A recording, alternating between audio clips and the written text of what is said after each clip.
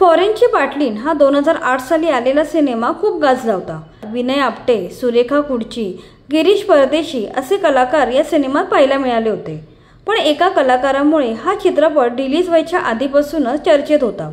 ती कलाकार म्हणजेच फॉरेनची बाटलीन म्हणजेच जेनी हे पात्र साकारणारी बिरजाना रॅडोनिक, एक विदेशी तरुणी मराठी चित्रपटात प्रमुख भूमिकेत पाहायला मिळणार यामुळे सगळ्यांच्या भुवया उंचावल्या होत्या।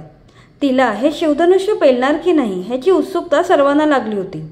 अशाच सिनेमा रिलीज झाला आणि सर्वांना आश्चर्याचा धक्काच बसला। अभिनयाचा तसूभरी अनुभव नसताना बिरजानाने जबरदस्त अभिनय साकारून सर्वांना थक्क केलं।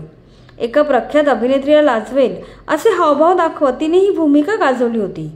थाटते संसार माझा राम जानकीचा हे गाणं बिरजाना अक्षरशः जगली आहे। हा सिनेमा थिएटरमध्ये खूप चालला आणि टीव्हीवर आजही प्रेक्षकांची वाहवा मिळवत असतो। हा चित्रपट रिलीज होऊन आता जवळजवळ 17 वर्ष झाली आहेत। 17 वर्षांनंतर ही जेनी सध्या काय करते हे आज आम्ही तुम्हाला या व्हिडिओद्वारे सांगणार आहोत। या जेनीची म्हणजेच बिरजानाची जीवन कहाणी म्हणजे एखाद्या चित्रपटाची कथाच आहे।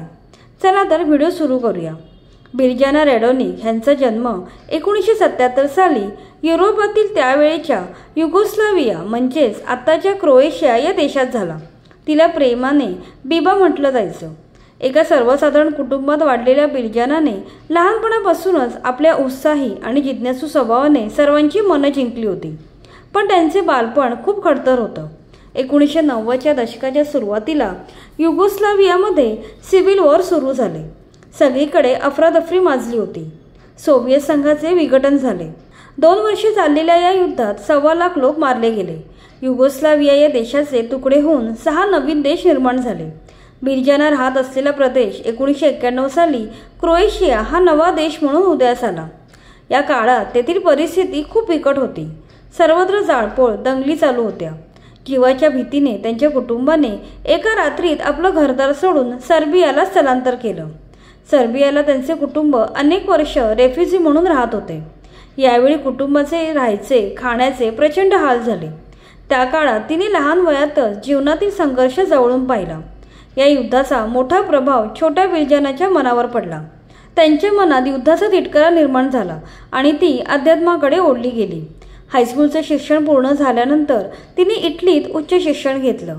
रोममधील युनिव्हर्सिटी ऑफ अमेरिका येथे तिला त्यांच्या हुशारीमुळे अमेरिकेत जाण्यासाठी स्कॉलरशिप मिळाली। यानंतर अमेरिकेत जाऊन तिने शांतता आणि समाजकारणाशी निगडीत पुढचं शिक्षण घेतलं। येथूनच तिचा आंतरिक शांतता शोधण्याचा प्रवास सुरू झाला। तिच्या प्रवासात पुढचं पाऊल होतं संयुक्त राष्ट्रांमध्ये काम करण्याची संधी। संयुक्त राष्ट्रांमध्ये तिला अनुवादक म्हणून काम करायची संधी मिळाली।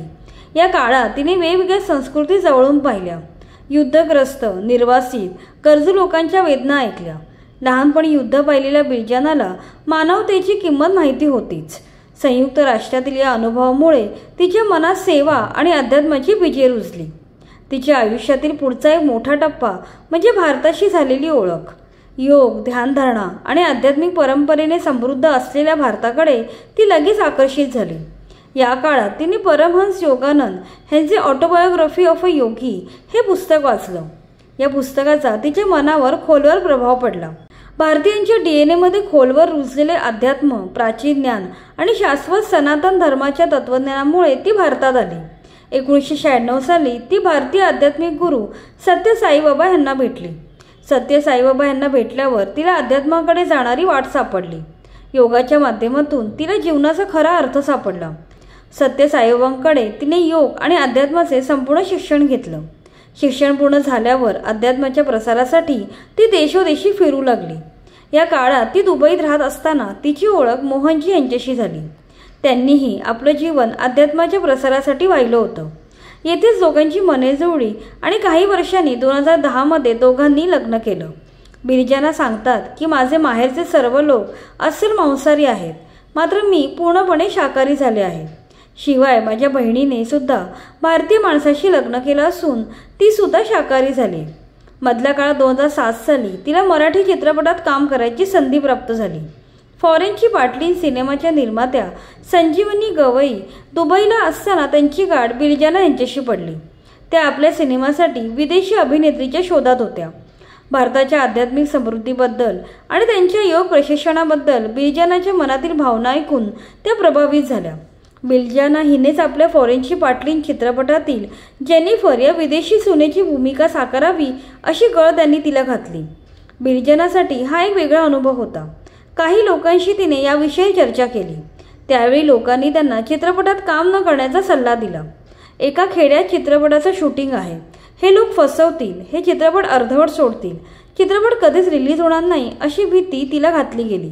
मात्र एक वेगळा अनुभव घेऊन बघू म्हणून त्या चित्रपट करायला तयार झाल्या। ती स्वतःहून सांगते की मी चित्रपटात कधीच काम केलं नव्हतं, अगदी शालेय नाटकातही नाही। ही तर मुख्य भूमिका होती। मी चांगली काम करेन ह्याची मला खात्री नव्हती, मात्र एक आव्हान म्हणून ही भूमिका मी स्वीकारली। डिसेंबर 2007 मध्ये चित्रीकरण 25 दिवसात पूर्ण करायचं ठरलं होतं। ती दुबईवरून मुंबईला रवाना झाली। नंतर कोल्हापूर जवळील एका मक्याच्या शेतात असलेल्या लहान विमानतळावर तिचं जंगी स्वागत झालं। गवई आणि त्यांच्या टीमने फुलांचा गुलदस्ता देऊन तिचं स्वागत केलं। कोल्हापूर जवळ एका गावात शूटिंग सुरू झाले। सर्व मराठी कलाकारांनी तिला प्रेमळ वागणूक दिली। तो एक जबरदस्त अनुभव होता असे तिने आपल्या ब्लॉगवर लिहिलं आहे। ती जन्माने भारतीय नसली तरीही आचरणाने ती संपूर्ण भारतीय होती।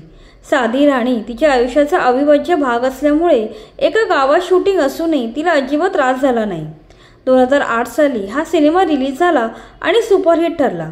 बिलजाना यांच्या कामाचं सर्व स्तरातून कौतुक झालं।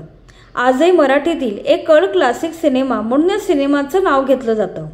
सिनेमात काम करणं अथवा प्रसिद्धीच्या मागे लागणं हे बिलजाना यांचं ध्येय कधीच नव्हतं।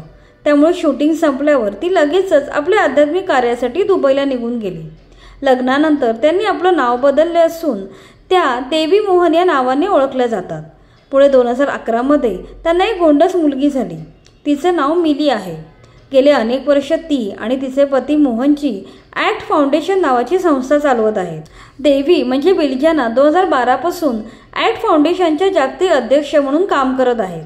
या संस्थेच्या लिव्हिंग पीस प्रोजेक्ट, युनिटी, अहिंसा आणि महिला सक्षमीकरण, वेगन इंडिया कॉन्फरन्स यांसारख्या अनेक उपक्रमातून ती सामाजिक कार्य करत आहे। या संस्थेत 500 निस्वार्थ स्वयंसेवक असून या संस्थेच्या 23 देशांमध्ये शाखा आहेत। या स्वयंसेवकांमध्ये 70% महिला आहेत। या संस्थेमार्फत अनेक गरीब आणि गरजू लोकांना मदत केली जाते। निर्वासित लोकांसाठी खास सहाय्य केलं जातं। आजपर्यंत या संस्थेमार्फत तब्बल 2 कोटी लोकांची मदत केली गेली आहे। तसेच या संस्थेमार्फत अनेक आध्यात्मिक अभ्यास शिकवले जातात, जेणेकरून आधुनिक जीवनाच्या धावपळी, ताणतणाव, आव्हानं ह्यांना कसे तोंड द्यायचे आणि जगण्याची शक्ती कशी मिळवायची हे शिकवलं जातं। गेले अनेक वर्ष ती हे कार्य करत आहे। तसेच बिलजाना गेले अनेक वर्ष Himalayan school of traditional yoga या संस्थेत शिक्षक म्हणून कार्य करते। तसेच तिने आपल्या जीवनविषयक अनुभवांवर होम फॉर रेफ्युजी नावाचं आत्मचरित्र लिहिलं आहे। बिलजाना अनेक वेळ भारतात येत असते। एअरपोर्टवर अनेक लोक तिला पाटली म्हणूनच ओळखतात। भारतात येणे ही सर्वात आनंदाची गोष्ट आहे असे ती मानते। भारत ही योग आणि अध्यात्माची जननी आहे, त्यामुळे भारत माता कायमच माझ्या आयुष्याचा अविभाज्य भाग आहे असे ती सांगते। बिलजाना हिला अपघाताने अभिनय करायची संधी मिळाली होती। तिने ते एक आव्हान स्वीकारून काम केलं।